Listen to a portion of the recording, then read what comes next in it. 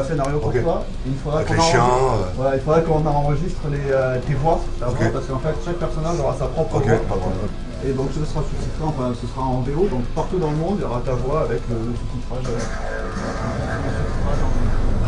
Si c'est pas. Il est bien abîmé déjà le gars là. En termes de gameplay, c'est beaucoup plus accessible. Ça cartonne à mort.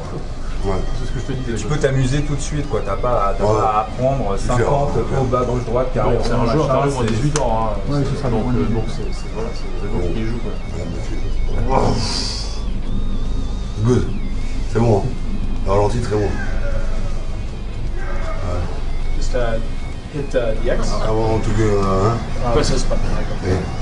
The top one. There you go. To reverse, you hit the right thumbstick. Ouais. You just keep going up and down to try to get a different position. There you go. Ah, c'est ultra violent en fait, hein. C'est un jeu d'arcade. Oh la tête.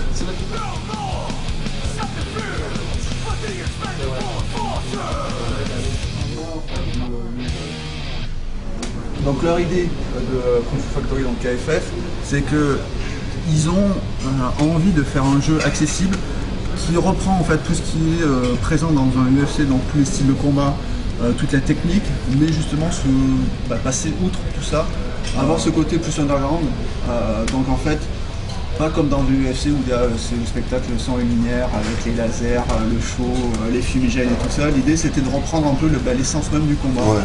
Donc contrairement aux autres jeux de combat de style UFC, là on peut justement, on a la liberté de se battre un petit peu n'importe où, de combattre dans des lieux insolites et inédits. Et l'idée c'était de reprendre des références, ils ont des références assez fortes chez Kung Fu Factory. C'est des jeux de combat classiques, GTA aussi pour le côté libre et le côté underground du produit. Donc voilà, l'idée c'est de reprendre tout ça et de le mettre dans le jeu. Alors, on a une certaine liberté, après le jeu on le revendique, on sait que ce sera un jeu 18+. Voilà, après c'est assumé, on ne va pas faire les choses à moitié. C'est brutal, mais c'est assumé. C'est la vie quoi. C'est un peu la vie, tout à fait. On respire. Hein,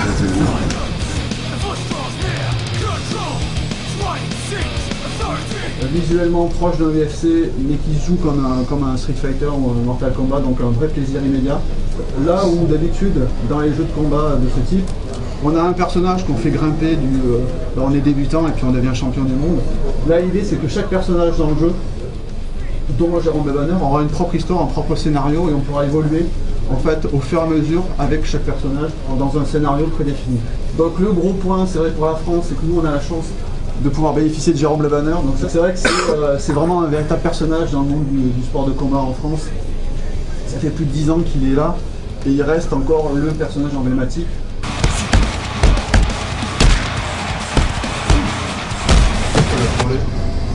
Show the different styles that we have in the game. So I'm going to pick a fighter called the camera angle switches around here in a second. Let's see. Je peux faire ok.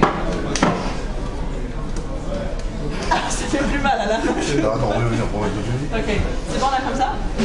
Bah écoute, ouais, ça tient. Ouais. Ça tient. C'est bon. Merci beaucoup. Moi je pense que je te battrai à la vie par contre. Où ça? À la oui. Ah oui. Ouais. Ah oui, je pense. Je joue de temps en temps. De temps en temps. Qu'est-ce qui fait un bon combatteur et un bon joueur à la manette? La tête quoi. Ouais. Ouais, ok. Et toi tu as à la fois la tête ça dépend. Ça dépend des jours. Tu nous expliques un petit peu ton répertoire parce que du coup j'ai commencé par les arts martiaux judo. Après j'ai fait le karaté. Ma mère voulait pas que je fasse de boxe. Après j'ai fait des études et puis je me suis dans une petite voix un jour s'est mis à côté de moi et elle m'a dit Jérôme, faut que tu fasses de la boxe. J'ai dit ok. D'accord, oui juste un petit peu. Et t'as fait des études de quoi? J'ai fait des études dans l'agroalimentaire. T'as une voix comme vachement rauque et à la fois hyper charismatique. Est-ce que t'as déjà pensé à, je sais pas, doubler des personnages dans des films ou dans des jeux? Non, j'aime pas ma voix donc. Oh j'adore. Ah ouais, c'est super grave, non, bien. Peut-être pour la suite, j'aimerais bien. Bon, Mickey, non, peut-être pas Mickey. Non, il n'y a pas de. Mais ça. Attends, les gens, ils bouaient. Ishi. Ouais, Ishi. Et attends, quand je suis monté, je me suis récupéré chez moi Kiwan. Vraiment, quand t'arrives au dynamique, t'es plus chez toi, t'es plus Kiwan. Hein. Là, c'est deux. C'est les gens qui ont judo et les gens qui ont karaté. Les gens qui ont karaté vont au Kiwan. Les gens qui ont judo vont moi, le MMA, tu vois. d'abord. Ok. Et ben là, j'étais dans une configuration parce que je me croyais chez moi. Je me croyais dans. Ok, ouais. Les gens étaient pareil dedans. Donc voilà, pour moi c'est ça, c'est d'avoir le respect du public. Voilà.